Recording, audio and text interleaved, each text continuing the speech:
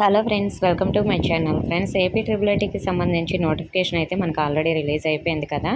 So మరి మీరు ఎలా అప్లై చేసుకోవాలో step by step full video link అయితే నేను వీడియో కిందన ప్రొఫైల్ కింద ఉంటుంది చూడండి. మీరు ఆ లింక్పై క్లిక్ చేయండి.